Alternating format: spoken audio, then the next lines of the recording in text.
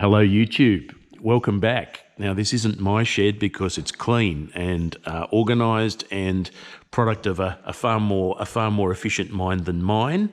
The hint over there of whose shed it is the Valpadana little tractor over there, and the very clean-looking John Deere mower over here, and of course the farm owner who has rejoined me again, Bruce Chester. Hello, Daniel. Thank you again for speaking with me, because it's an important time to talk in the industry. And I thought, as a veteran from the 80s of farming, I'd talk to you today about the price crash that's happening in macadamias. And it's something you've lived through before, but so many viewers won't have seen a price crash in macadamias, and I think you'll explain why. The initial prompt, other than the price crash itself, was an email I got from the head of Wally's Nuts, Paul Hudson, giving us a December update. And he was talking about the woes the industry had gone through. A lot of them seemed to stem from currency fluctuations, amongst other things, that the demand had gone down because of the Ukraine war and everything else. But one of the biggest problems the industry faced was China not honouring contracts that they'd signed. I didn't know that. Yeah, and just containers of nuts just sitting on wharves and contracts not being honoured. And of course, international trade is done by rules, but when it comes to enforcing those rules, it's another matter. And so, for the processors, the price they could get having to dump unsold nuts has basically halved for them. And the email finished along with a Merry Christmas. Along with a Merry Christmas, they said, look, next year you can expect a price in the low $2 a kilo. Right. Now, the low $2 a kilo in modern terms, in terms of what a dollar is worth, seems to be equal to the previous price crashes that you've lived through. So I wanted to have that discussion with you about, obviously you're still here, you're still kicking, so you made it through somehow. I'd like your experience on how that happened, but also your experience of how other farmers dealt with these price crashes when they occurred. So what's a potted history? I mean, you entered during the 80s. Yeah, I came in 87. And the prices were in the high $2 for 33% crack out. And we'll just keep our... At 33%, which for the viewers is industry standard. That's what you're paid on. And if it's 35%, you get paid more, and 31% you get paid less. And that's always a price that is a standard for that year, so that you can average.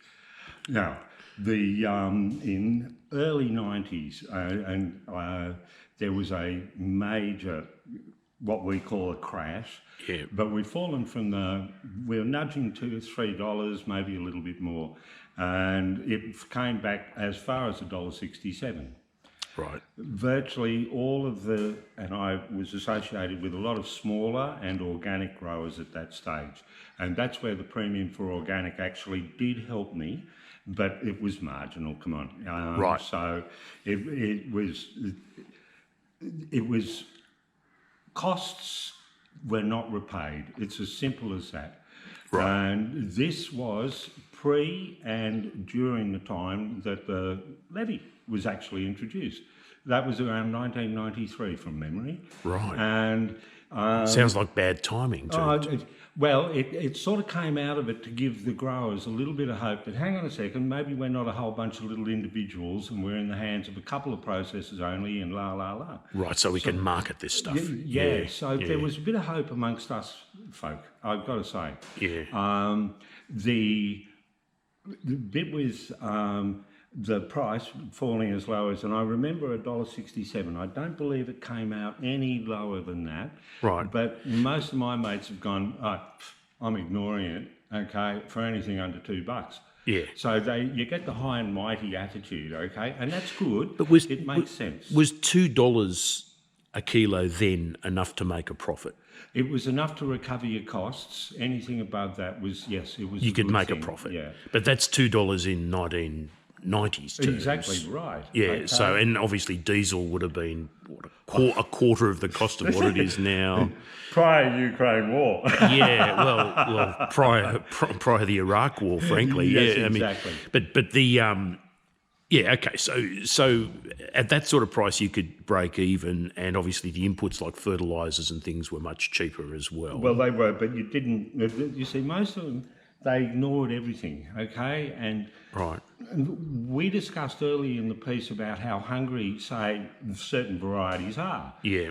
And one of the things that we're going to see in the next year Yeah. is the little stick fingers, the greying, okay, at the tops of trees as people don't feed, Yeah. particularly hungrier crops. Now, most of the recent plantings would have centred around hungrier crops.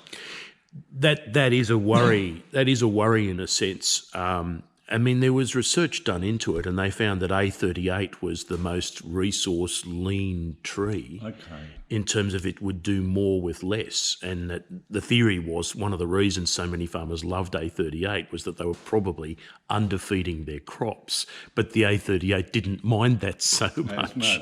Yeah. On the other end of the scale, of course, you've got A4, A16. And some of the newer varieties like MCT1, where they're warning us you need to heavily feed these things to get a result. Yeah. 816 is another one, and the high performance is available, but at a significant cost. Yeah. That's exactly right. But, okay, you can even translate it over into animals. I had a couple of large dogs, all right? Yeah. And I got them both as puppies, so they are different from normal. But the Great Dane and the Pyrenean Mountain Dog, you had to feed them with extra nutritional things because they grew faster. Yeah. They had to develop the muscles during that growth stage. Yeah. And I believe that you can apply the same logic to the trees as well. Sure. And particularly those trees that the expectation of faster growth, faster cropping, heavier crops, all of the rest of that. Yeah. We're trying to refine something back to, okay? But there'll still be energy in, energy out. You know, if you want the results, You've got to give it in. you've got to put the inputs. Yeah. All right. So in that initial price crash, I suppose, you know, when a farmer has inputs, let's count all the input costs really. You've got diesel, which is sort of minor, but it's there. Oh, You've got fertilizer, which is major. yes. If you're not organic, you've got pesticides and spraying, which is absolutely major. Oh, You've got harvesting costs themselves, absolutely. and then you've got the costs of tree maintenance, like, you know, obviously pruning, chipping, that sort of stuff, which, depending if you get a contractor in, that's expensive too. Okay. So what happened in that 90s price crash?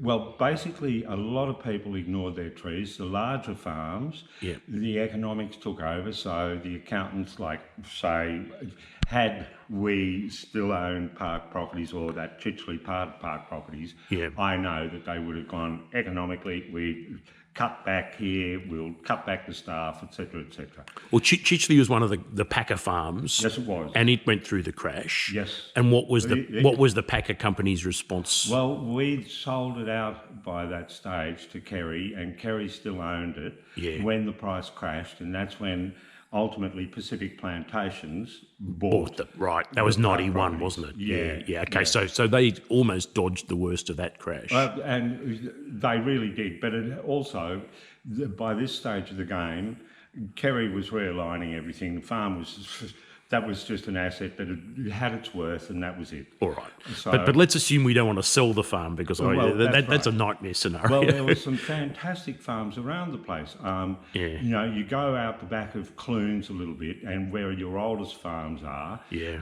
There was one owned by a dentist. I won't name him, but there's no reason not to anyway. He was a good bloke. Yeah. And that is possibly one of the older farms around. Now, they kept feeding. He was a smart character, okay? Right. And they made sure that they kept feeding. So that was always an example that I used. And it was quite handy that I could observe it often because I would go out to Corndale where I was selling my nuts out at Corndale Organic Bush Foods. I'd be passing Windstream, or almost a giveaway, Right. every piece when I'm delivering crop. So it was a good example of somebody who didn't throw caution to the wind and wanted to weather a storm because they had faith in the long term. Okay, so taking that example, he kept feeding the trees. Yes, Did he keep picking up the nuts? Yes, absolutely. But even though it was a commercial loss? operation, well, Right. you know, As a way of minimising the loss then? well, that's exactly right. And let's hope Yeah. that this fellow's business activities, where, okay, because like you, I don't like the term Pitt and Collins Street farmers, okay? You find that people like yourself and this fellow in particular, Yeah. okay, are absolutely dedicated to the product that they're doing, Yeah. and they apply their knowledge with some form of gusto, okay, and gutso, let me quickly add. Yeah. Okay, so I admire this sort of attitude. Now, the people who let the trees go, once again, we come back to the stick fingers at the top, you get to see them. Silver That's the tips. first evidence. Yeah. As far as diesel goes, and I've got to say to you, okay, diesel is like a major expense as well, because firstly, it offers you your mobility around the farm for everything else to take. So there's its essential status. Yeah. Secondly, you get a bill for, say, 400 litres like I do, or whatever, you got a 3,000 gallon tank or something like that. I think it's 1,000. Okay, Yeah. so you get a bill and it's a one hit, and you go, oh, by golly gosh, that's gone up a lot since the last time, as of recent experiences. Well over $2 now. Thank you very much. Yeah. However, okay, it comes in so a couple of times a year, whereas your fertiliser expense is going to hit you at once pretty well. Yep. These things are the ongoing, that they're hidden because they're not as high a cost at the outset, but by golly gosh, they accumulate. Right. And the ability, you know what it's like to be without a simple mower for starters. Yeah. Okay. Yeah, I do know. Okay. But I guess, look, those are all. I mean, obviously, if you're using less machinery, you use less diesel and that sort of stuff as well. But it inhibits your progress too. I gather you're saying that it's clever to keep feeding your trees in a price crash, because once you come out the other end of the price crash, you've got trees that can take advantage of the recovering price. Yeah. Right. So that bit I already sort of understood. But what about things like crop protection, like spraying? I know you from the organic point of view, you didn't do that anyway. But in general, what did the industry do in that price crash? Well, firstly, did they stop spraying? I do have to spray the indoxin. Oh no, I know you now do indoxacarb, yeah. Indoxacarb, sorry. And we've discussed you've just done that. This season you've done it, yeah. Yep, as have I. A lousy nut set and all the rest. Yeah. I want the trees, and I don't want these Sargassous weevils to be able to perpetuate. Right. So you do get an accumulation when the conditions will help it. And we discussed very early in the piece about it's the same all throughout nature. A weaker looking thing will attract the predator. Right. Okay, it's a fairly simple rule of thumb.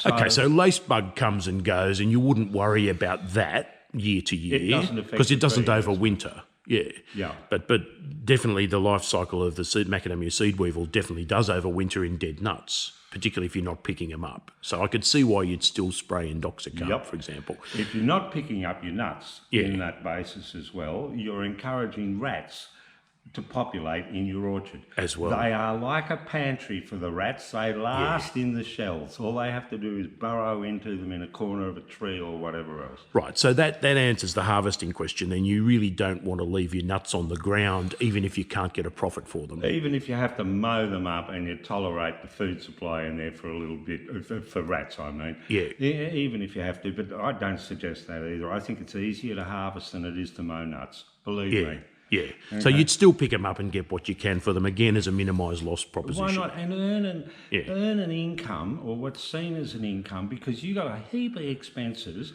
which are all cash flow escalating. Yeah. And the longer that you can have your trail as an intact thing, then really it gives you so much more information. Yeah. Your product gets to be so much better than if you...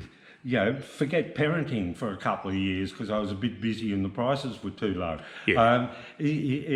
it's so many disadvantages to ignoring midstream what you're doing. I know it is hard to defy economic logic. I know it is so hard. Yeah. So at least earn a little bit of an income, okay? Be seen to supporting what you're doing in your own headspace at least. All right. And then you've got a bad year to compare with. By golly gosh. well, look, I entered, as you know, I entered this in 2019 where prices were nearly at their peak. And then 2020 they were at their peak, and we were talking $6.20 at the very top end. That was from Wally's, I think, $6.20, or I could be mistaking it for Starman. But that, I thought, rivers of gold, and everyone was telling me, you know, it was only going to go up from there. But okay, so but going back to that other crash, did people keep pruning then, or did they generally drop that part of it? There's a couple of reasons why. I'm a victim of that myself. I should have done what was a lot of pruning, going, okay, I'm not preparing the floor for harvest, okay, but I will harvest still at the end of the time. So I don't have to go through three harvests or whatever an average is. Yeah. But I can do a hell of a lot, clear a hell of a lot. Yeah. I'm not wrecking my crop any further than it's been wrecked already. So make hay while the sun is shining is the wrong weather pattern for us to be quoting for, but still. Well, it's a little bit grey and miserable, isn't it? Yeah. But honestly, that is the time. Definitely if is. You're going to improve your orchard. Cut out light or cut out the things that are impeding light. Make the flow of everything easier.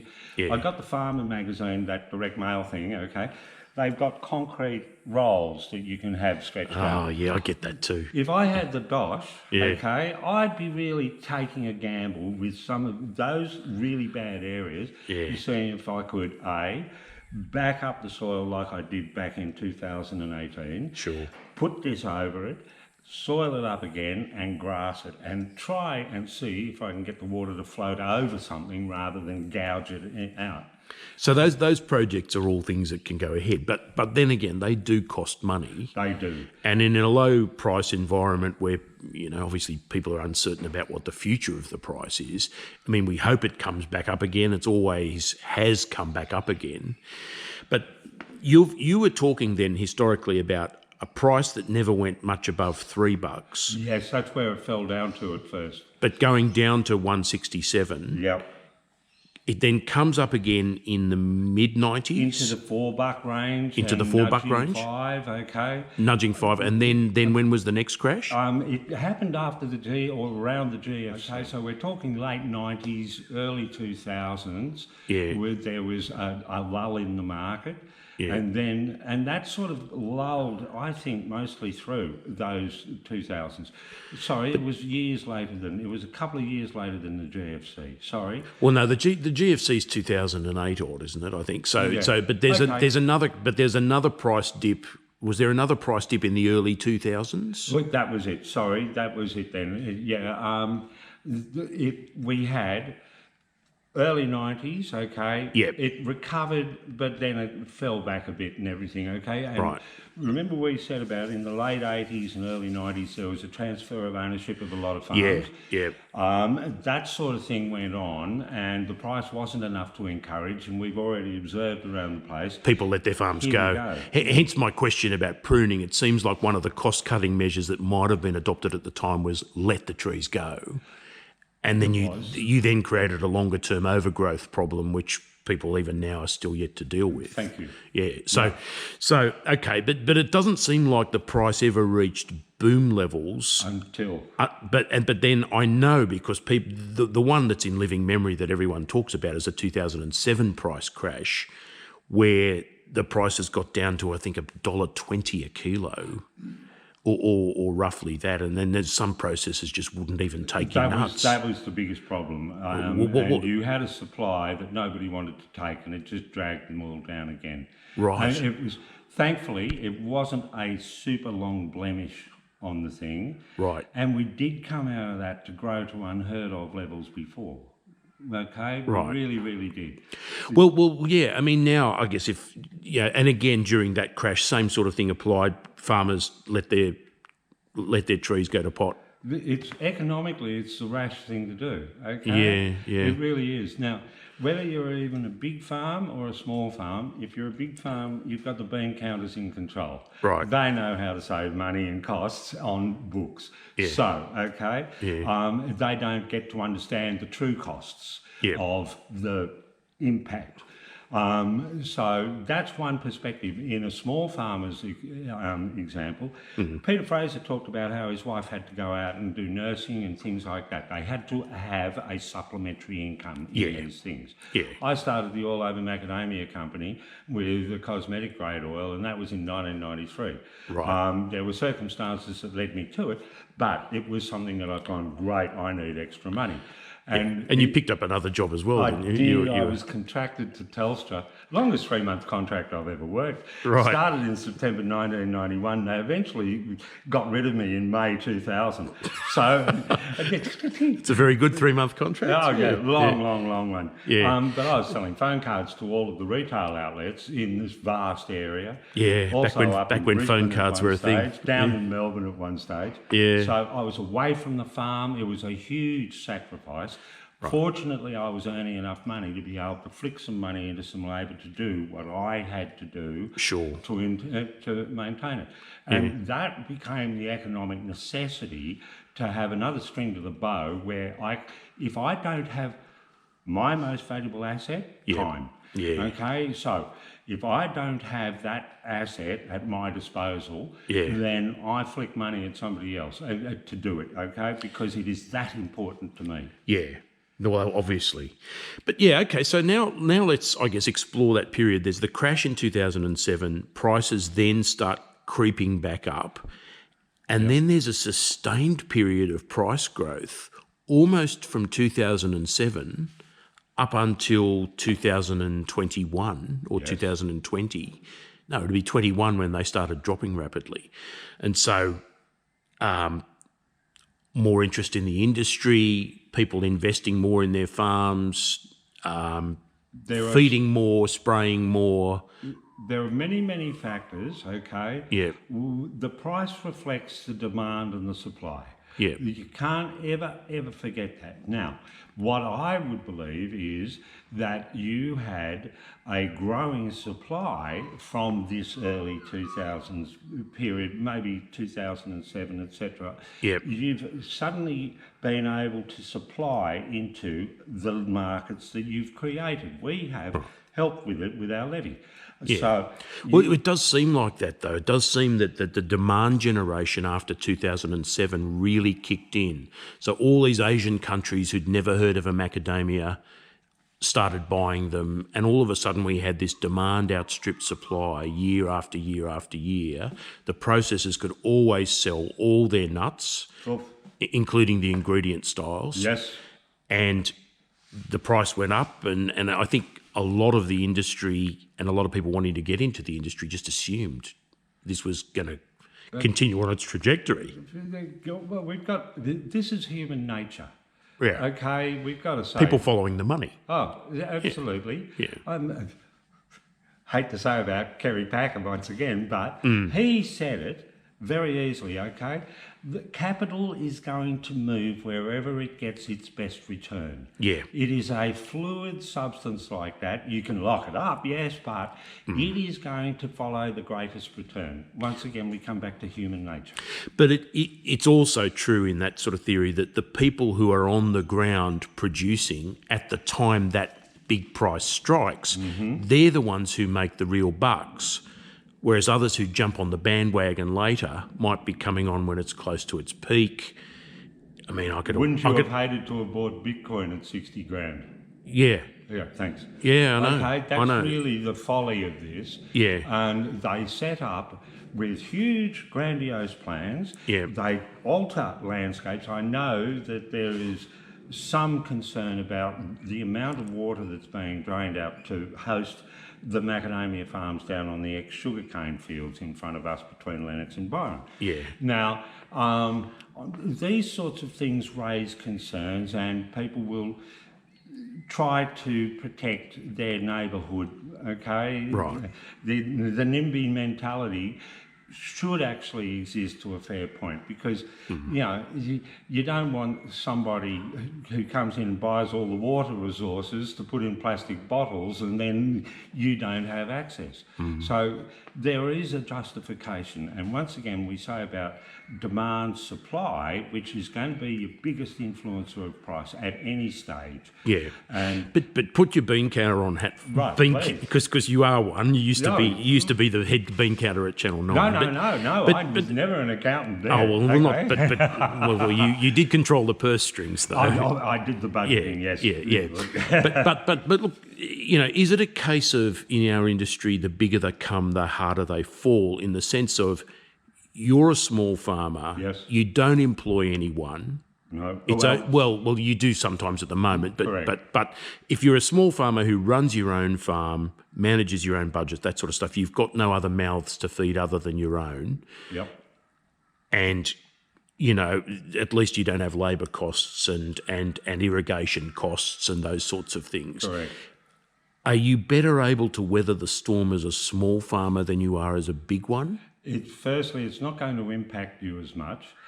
Bear in mind that a lot of the economic situations that we and you have discussed on the channel come down to, firstly, how much of an encumbrance have you over the farm? Yeah. Now, we know that that's going to be the biggest source of dismay for most. Of course, yeah. So, if you can come back to feeding the encumbrance, that's obviously your first piece of survival. Sure. Somehow you have to get enough income to do this. Yeah. If you can't do this, then you have to utilise your skills in some other fashion to try to bring enough in. And look, Nutkin Farm's never broken even yet, because I'm rehabilitating a sick farm to start with, and that's a long term. It'll get back there, but it was never going to get there before the price dropped. So, That's correct. So that's one sort of thing. But you then hear the stories of the larger farmers where they're putting off machinery expenses, they're canning new plantings that they were planning down the road here. Yeah, and they've got staff who are all worried about their jobs, because if the nuts aren't coming in enough to pay them, will they cut down on staff, or will they try and make the staff work double the time? If you're retiring machinery and not replacing it, for starters, because of economic circumstances, then you are less capable of employing the original number of staff. So that's a given, okay? Right. That's an economic equation that you can't avoid. Okay. And they're the bigger operators as well, obviously, with the higher overheads. Yes.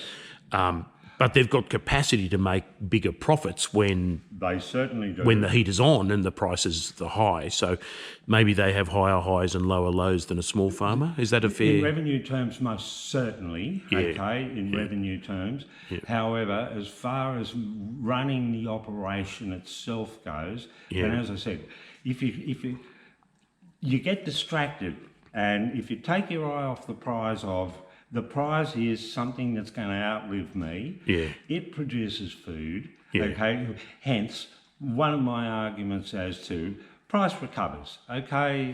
It's part of being in the world. Pardon my use of the word free when I talk about market, because there is no market that appears to me to be free market. Not entirely. No. Yeah. Oh dear. Apart from Flemington markets in the city. Yeah. That's it. Okay. Now that's chaos, but it is free. Yeah. That's an example of a free market where you don't have somebody controlling a price, or a cartel arrangement. Exactly. Okay. Yeah. But if we look at that, then, okay, you've got small farmers and big farmers together, people investing, like you say, pulling up sugar cane, planting macadamias, they're all following the money. The price, unlike previous price, you said it used to bounce up and down, but then there's this sustained period of it going up, attracts an enormous amount of plantings all over the world. You've got China coming on board, you've got Guatemala, you've got Malawi, South Africa, particularly South Africa. Absolutely. Their trees are now starting to yield mature quantities. So surely now we've reached a point where supply has caught up with and well and truly overtaken demand. And when you add other things like the war and the economic downturn and the fact that we make a luxury product for luxury purchases, all of those negative things come to bear, and we're facing another big crash again. The tendency, interestingly, at AusMac, we had Yes. we had a bit of a lecture about that, and they said, look, don't necessarily see China as undercutting us, or South Africa or other African countries as undercutting us. And the perspective was interesting, as that in China they're giving a lot of people a job by making them work on macadamia farmers, and they're doing a labour-intensive model which is designed to employ a lot of people. Okay. Right, so they're not going towards the mechanised, efficient sort of method of farming, but they do have cheap labour costs. He said, look, we can actually compete on that level, but with mechanisation. That was this particular speaker's view. I've had feedback on the channel myself from people in Africa who've jumped on the bandwagon. They want to grow macadamias because they've heard the prices are great, but they've gone to money lenders and all kinds of sharks in order to borrow the money and to heavily gear the investment in the farm in the first place. Yes. Because they're poor people. They don't have the money to set up a farm like an affluent country does. And all of a sudden their prices go down the tubes, and they're thinking, oh, what do we do? And they're in as much or more hardship They are in as deep we are. hardship because they don't have alternative resources to call upon in those instances. And it's not that easy to plough through a field of baby maca trees and plant something else, because you still owe money on those trees. Oh, and precisely. And what are you planting that's going to provide you with an immediate income? not much. Thank you. Yeah, I mean, sugarcane. You could go back to sugarcane, but I haven't heard of anyone going back to sugarcane. I got to tell you, when COVID first hit, and we're talking March 2020, Yep. I had a Canadian lady here. She was the one who was introducing me to the problems faced by our 417 workers. Yes. And I came up with a plan called Market Garden. And had it been necessary, thankfully it wasn't, Yeah. but had it been necessary, we've got the blank hill up there. I was going to get the guys down the road. I'd pay for all the grading. We'd turn into veggies. They can supply the vegetables through the network that exists through 417 backpackers and all of those people, so that they at least had vegetables as food. Right. And it would have taken 6 people, 4 to farm, okay, and 2 to distribute and sell. Yeah. And they could keep. Well, that's clever. Yeah. Well, it was a suddenly we've hit food, water, shelter. Those are the 3 things that we suddenly need when COVID's gone bang. Right. Okay. So in that mode, I can provide food. This is valuable. I kid you not, Daniel. Well, we're in an area, luckily, where you can grow nearly anything. So, Absolutely. You've so got a there 6-week turnaround for most veggies. Yeah, but you're not going to have Joe Average say, listen, I'll get through this by being a subsistence farmer. No. Right? There'll be some people who will, but you know, I think if we're talking to an audience that says, well, look, I've got a macadamia farm, what do I do in the crash? I suppose the first question I'd ask you is, how long do you think these low prices are going to last? Okay, we're entering where we have a luxury product, which has been always sold as a luxury product, and that's its image. People are going to be poorer, and distribution methods that are worldwide are going to be hampered. So I'm going to suggest that really we shouldn't be looking for something like a return to better or near what we've had. We should try and grasp what we want. If we can diversify the product, we don't have to muck around with the luxury product. We know it is anyway. We know that nuts are such a fabulous source of nutrition. These are the sorts of things that we should really try to be aware of before going, oh, go and ignore it, I have to do something else, I can't do this. I know I speak out of economic logic, outside of economic logic, but you can't help but go through life and observe some things. Yeah. You just can't. No, I know. You know? I know.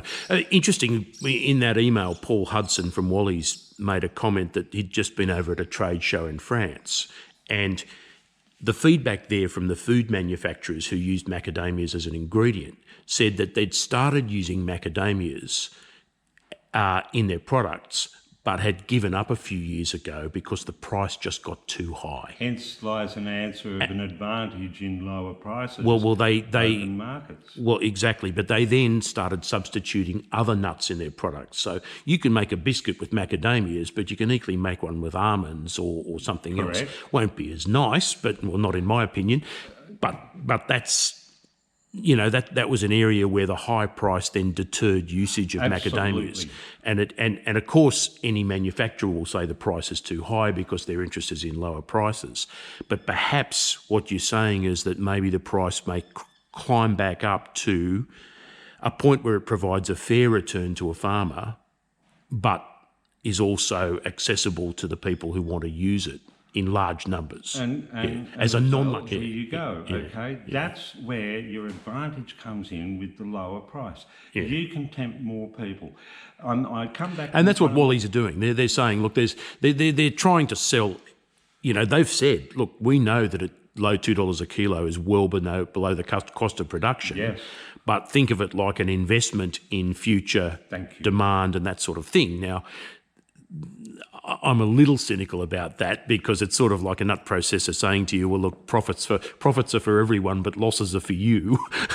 but everybody likes to pass that on. Yeah, I know. Well, the losses do go for the farmers. And look, to give Wally's their credit, they are the only notional price that any processors are really held to, and it was the highest price in the industry at $4 a kilo. They paid everyone out at $4 a kilo within 30 days. I love that. And that's standing by your farmer. That's honourable behaviour. And not even Marquee, which is grower owned, did that. Right? They jumped it down from $3.80 to $2.90, and it may even drop further. We don't know. Could possibly. So coming from them, you know, you give them a little bit of credibility because they've stood by the farmer, they've absorbed some of their losses, but they're also saying, look, low $2, we know it's below the cost of production. We're hoping to access new markets with that lower price, and then you climb back up from the bottom. Now, I spoke to Nick Savage the other day. Nick reckons that we're in the doldrums price-wise for a couple of years, and that we might be looking up again in, say, 2025. But we're all guessing. Yeah. What we really have to do, and the low price helps to build up demand again. Yeah. We talked about that supply-demand inequality, and the price variations that it causes. Yeah. So what we actually have in low prices is not, oh, woe is me, totally, I'm going to say. Right. But we do have opportunity. Wally's, to their credit, on another front, apart from earning their credibility with honour, they diversified with their products, and they have a good diversification that helps to expand markets. It already has earned them one piece. I know Marquee do it, I know everybody sort of does it, but it's a minor thing for them. Wally's seem to want to do that right from the word go. And their whole way of thinking is a smarter way where you have to take into account the producer.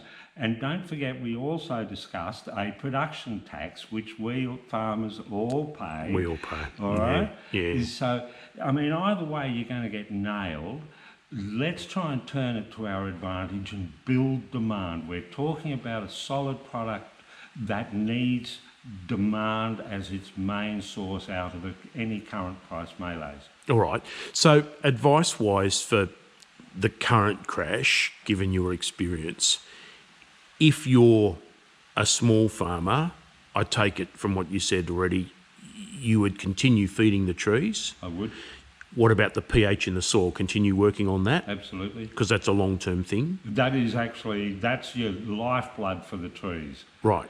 and I'm asking for myself here more than anyone else, but there'll be others who've bought older farms with tall trees, and we know that Hawaiian varieties in particular get very grumpy when they get pruned, and they tend not to crop for a few years. Yes.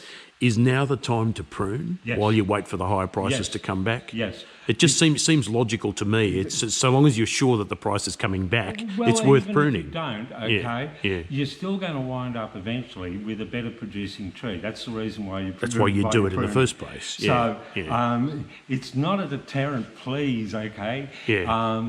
The problem that everybody is going to encounter is called survival. yeah. And we macadamia farmers are not the only ones, but ours are We're a pretty good survival survivors. problem. Yeah. So, in terms of crop protection, you'd still spray indoxacarb to try and get weevil out of the yearly cycle in your I orchard. have, yes. Lace bug, too transient, comes and goes and dies. What about fruit spotting bug? Yeah, fruit spotting bug. Well, you see, I don't use the chemicals, okay? So Yeah. I'm fairly easy on providing some things with pheromones to Yeah. try and deter. Yeah. That's something that I've actually been lucky enough to have crafted to an extent. Okay.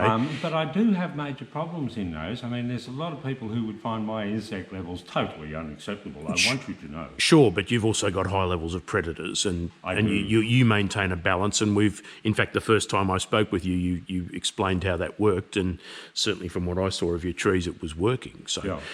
and you'd got yourself a decent crop, but with the aid of indoxacarb.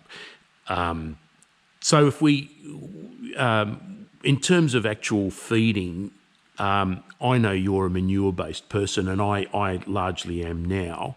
But if you're Joe commercial farmer, I mean, what are you trying to feed to sustain the tree health as opposed to generate a crop? Okay, look at what your trace elements are on your soil test. Yeah. And you'll come to an answer.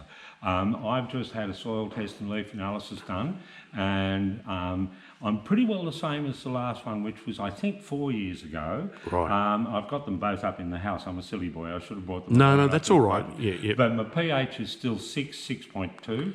Well, that's all you need. Thank you. Yeah. Everything had improved, especially the phosphorus transfer. I was staggered, okay? Yeah. But the phosphorus even had improved. They were all in very good portions. Okay. I was lacking in boron again. That seems to be about a 4-year cycle. Yeah. And so I will be adding the boron again. That also may have assisted with that excellent crop that I got after we first sprayed for the bugs, Okay. for the weevils. It might have. Okay, so But I trace guess, elements is going to be the key. yeah, but what about NPK? How NPK, look, we're talking...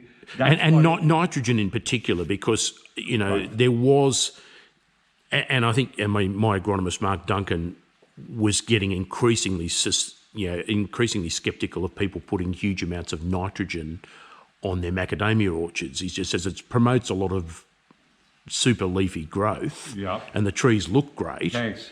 But in a price crash situation, what's it doing for you? Firstly, okay, let's be really simple, okay? I mean, I'm oversimplifying, but Right. nitrogen equals growth in the tree. Okay. Potassium's going to equal flower and fruit, Yep. okay? And I know it's awfully simple, but you would really be going, okay, now, for when I want, Yep. okay, if I've pruned and I want some growth, I would go heavier with a nitrogen-based something. Right. When the prices start to rise, I would be looking particularly closely at my potassium levels. Okay. Particularly. And For overall fertilisers tree for that. speed, because I mean, I see potassium as an element that helps you get a big crop, in the sense of it assists flowering and assists fruiting. And quality. But if you're after tree maintenance, We're back is to... it that important? No. Right. And nor is nitrogen that important. I mean, come on, we've discussed on a couple of occasions the biannual sort of tendencies of some trees. Yeah. 344 Yeah, being yeah.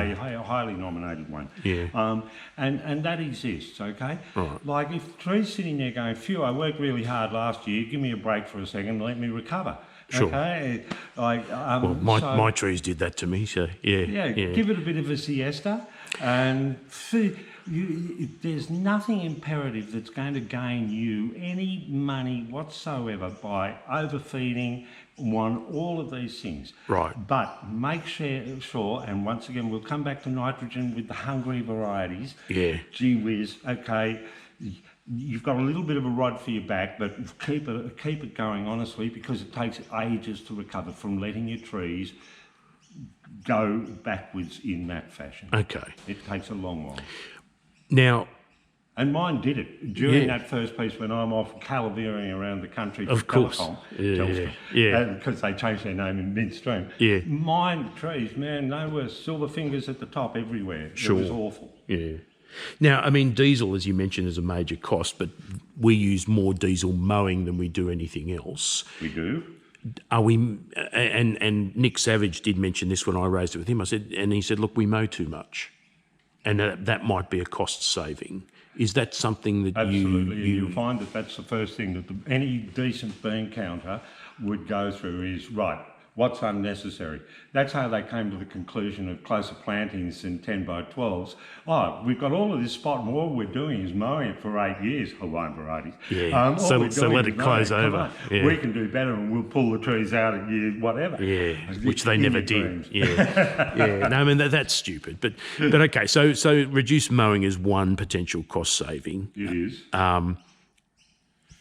The other things like soil maintenance, where people do soil profiling and covering up root exposure and that sort of stuff. You've got a fairly good time, but look, once again, you get a downpour like we've had a couple of this year, okay? Yeah. And your work's down the gurgler, I got to say. At least you started off with a good level. Right. And that's why I say I'm still trying to work out how I can stop a little bit of this storm erosion, okay? Delusions of grandeur the boy has. Yeah. I guess, I mean, for someone looking in jealously and thinking, I've always wanted to own a macadamia farm, but now my dreams are There was a fellow, in tatters. Yeah. Is it worth buying a macadamia farm anymore if you're not in the industry? Okay. Firstly, okay, there's a multifaceted answer towards that, okay? Yeah. You had one fellow who, on your comments many moons ago, said about, I'm looking to buy this and all of that. How much work do I have to do? And he really didn't want to do the work from... He said, how many trees in order to give up my day job? Thank you. Yeah. Okay. Yeah. So... But the maths are interesting in that, though. If you have enough trees to turn in a really large crop, you also pretty much need to employ someone. And once you've put on a single full-time employee, you can't keep up. Employment is too hard for starters for a farmer now. I mean, 417 was a fantastic scheme. Yeah. And it's still extending. Well, a few farmers abused it. Geez, did they? That's why it appeared on my radar. Actually, I was thrust into a situation and I've gone, I'm not going to let this happen to this person. I can do this. So that was what started me on it. Right. And I haven't been consistent. In fact, I gave up at the end of 2020 and said I'm not going to employ again, and I only did contractors because I don't have all the bloody work and I don't get penalised with superannuation at 10.5% on top of that. That's another tax for the farmer. Yeah. Or for the... Well, no, I get emails every month from people from all over the world saying we want to work on your farm, and I just say, well, look, it's not the way I operate, and you can't afford it. Yeah. So a contractor is always a better one, and you don't have to abide by awards and everything else like that as well. You do have to, but they have you to, don't have to. Actually, Monday to Friday, 40 hours, la. Yeah. Okay. So you get an invoice, you pay it. That's all of those other exactly issues right. as them. So you've got your lifestyle that you have to want to pursue. Yeah. Have you any other strings to your bow? And you have something that you can even write off an expense against the income that you're paying on now. So there is that method of engagement too. Right. If you wish to retire and you don't want an idle mind, it's not just the physical capabilities of a farm that you would want. You actually want to be mentally stimulated. And as soon as you're not... Health and well-being. Thank you. And physical activity, of course. Don't discount that. Yeah. I could not ask for a greater piece of I can get up, walk around. I do more walking than a lot of other people. So Yeah. my 417s reckon nowadays. Yeah. Well, But the last thing that comes into it is yeah. the size of what you are going to get. If you want to get an enterprise and encumber it with all of that sort of a thing, Yeah. okay, you now have a rod for your back. And we've entered the stage of the business runs you do not run the business any longer. Yeah. That's the stage we've entered into at that stage. Yeah, but returning to the lifestyle option, I mean, obviously, yes, all of those benefits come with owning a small macadamia farm. You could say all of those are still reasons why you would buy one, and it's certainly they're reasons why I'm keeping mine. But if you then sort of say, well, you know, no farmer wants to go out the door backwards and then just give their nuts away to a processor who'll make money from you, but you won't make any money. Obviously, the concern's still there. I mean, I suppose ultimately demand will grow to fill up the supply. Ultimately, you're betting, okay? It's a bet, isn't it? Yeah. Gee, what isn't it? Okay. Yeah. It is. You are betting that a price will recover in order to sustain your existence doing this. Yeah. Or you have a valuable real estate option which you have to leave your life from. Yeah. I can't put it any better than that, actually. Now, where you go to from there is an entirely new project, and you've got to adjust to do just that. Yeah. I really, have you enough time is the bet when we come back to that asset that I cherish so much. Yeah.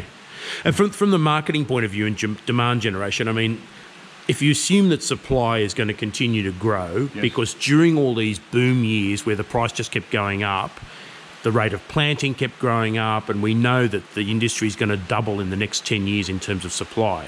So demand has to more than double for our product, and that's a hard ask. That's a really hard task. So we have two bodies now, and this was explained to us in the AusMac conference as well. The World Macadamia Organisation, which is the new body that's been set up by all these things, and that's what this voluntary levy goes into. Yes. It's the World Macadamia. Now, it markets macadamias as non-origin specific. It is designed to promote the macadamia nut to the world market. Yes. Right?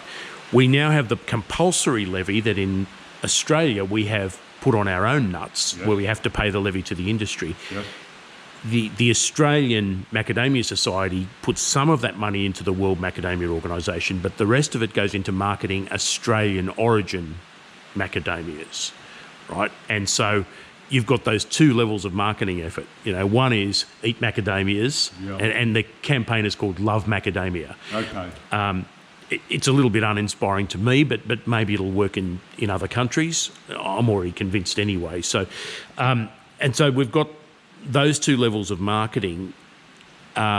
Is there for a small farmer a third level of marketing where you can emphasise your location within Australia, like, for example, Byron? It is an opportunity for location, okay? And if you remember back in the early days, everybody thought that macadamias only came from Hawaii, and that's where you went to get macadamias, okay? And then Australia seemed to join in the gang. And they did an awfully good job of it. Brilliant job, okay? They owned. Now, let me say, the way you just described with the WMO and our Macadamia Society, etc., we are putting all of our eggs into a basket that's spelt macadamia. All of them, okay? I'm going to come back to you and say diversification has to include other, not as merely by location is going to get you this, but to expand your market and demand. You think about going into a Chinese restaurant and how many meals on the menu have nuts in them, and how many of those meals with nuts in them have macadamia in them. Mm-hmm. And I'm going to tell you, there's a big difference between... There's a big difference. And they're working on India now, and India use a lot of nuts in their cooking. And you know, you never know, if we can crack the Indian market, then maybe that'll solve the supply side. Learn from the French bakers who go, we were starting to muck around with it, and suddenly it became most unaffordable. Hey, come on. It's all very well to to learn lessons, okay? Yeah. Sometimes you have to unthink the process to actually get to an answer that is productive. Yeah. I certainly discussed this with my own agronomist. I said, look, if the prices are really tanking, and you can't really afford to spray, and it's easy enough to feed organically, can you go organic again? And his answer was, well, you could, but obviously the problem is Sagastus, is the Macadamia seed weevil, which is the one pest that outfoxes the most diehard of organic farmer. Absolutely. And I mean, my farm used to be biodynamic, but really it was code for doing nothing. And whatever nuts the trees dropped, you got, and you could call them biodynamic because you really didn't do anything much except put this solution around every so often. So if being organic isn't the answer because the weevil gets all your crop, and even you, the most diehard of organic fans, can't be organic yourself in a certified sense, No longer. is there prospect in creating some new term that consumers will respect? That was one of the questions that I wanted to ask after your Osmac video. Yeah. And that is... They just never answered that at all. I was very unhappy with what they were coming up with. Well, we come back with, okay, there's all sorts of interpretations. Yeah. Now, people try to warn on labels with red light, green light, whatever, okay? Yeah. There's all sorts of ticks and things like that. Yeah. But most people who are consuming go, oh, I'll go organic. If it says organic, I'll do that. Yeah. Or I don't give a toss. They're the two groups of consumers. They're the two groups of consumers. They'll recognise the word organic and they think that's great, and they might look at some ticks and that maybe that's an answer, but it's not as clear cut as this is organic, this isn't. Yeah. So we can't tick the organic box and then get a better price that way. Is this, I'm just thinking, there's, because I take in all perspectives in my interviews, and you probably saw what Nick Savage said, and he said a lot of farmers are returning to the old nasty chemicals that still haven't been banned yet because they're cheap.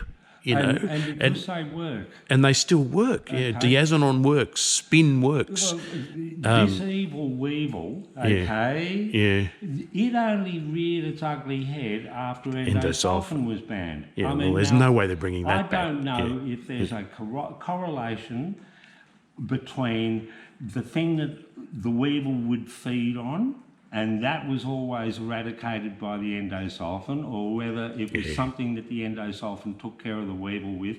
I don't know this sort of stuff. Yeah. But there is a correlation between that. And I know that for a fact. And every farmer around here, particularly the guys who manage the big one down the end of the road, they see this correlation. They don't blame it, okay, when it doesn't gain anything. Right. But we don't want to race to the bottom. We don't want to go back to terrible practices in order to fit the price for macadamia nuts. And herein lies why you should have something that's more understandable than a term that says organic. Right. Okay, is something that's understandable. What do you think? A sustainability score, or you've got to make it tick easy boxes for like the saying consumer. organically fed, or Okay, well here you go. You have to firstly educate the consumer as to what you are trying to tell them. Yep. Okay, that's the most important part of any of those communications, is actually educating that consumer. Right. Which takes money. Oh, it does take money, but don't forget, 65% of our levy is for marketing and advertising. Yeah. Now, I'm not saying it goes into organic. I am saying that our quality processes have evolved from this through these practices. We are now trying out in these, and as they work out, if you can make the consumer ride your voyage with you rather than going, here's a fact sheet. If you can assist that process, this is how you will expand demand. Right. And it goes for the same with the Chinese restaurant, okay, and getting your product in there at a decent price to go, instead of pistachios, we've tried macadamias with this one. And then hope that they stay with you when the price comes back up again, because the customers what macadamia. Hopefully, you've built the demand in their customers to go, nah, you've gone back to the pistachios, I won't be back here again. Okay? No. I'm not demeaning pistachios. Let me quickly add, I love them, okay? Look, I can't wait to taste my first pad see ew with macadamias. we'll see how we go with that, Bruce. Well, it goes in ice cream. Yeah, it does. It does work in ice cream. So hopefully we'll have that product penetration, because the retail price of a bag of macadamias isn't going down by much. It's not. So we're not encouraging new demand from that. It must be in that ingredients sector where we were going to drive some new demand until the retail price. Can I give you a take on it for a second, okay? Sure. What we're after is a healthy product that we can promote to the world. Which we've got. We do, and that's what we need to capitalise on. Yeah. Farmers are going to go through the depths of despair in the next year or two or however long. Yeah. We all know the cost, the revenue, all of that equation, okay?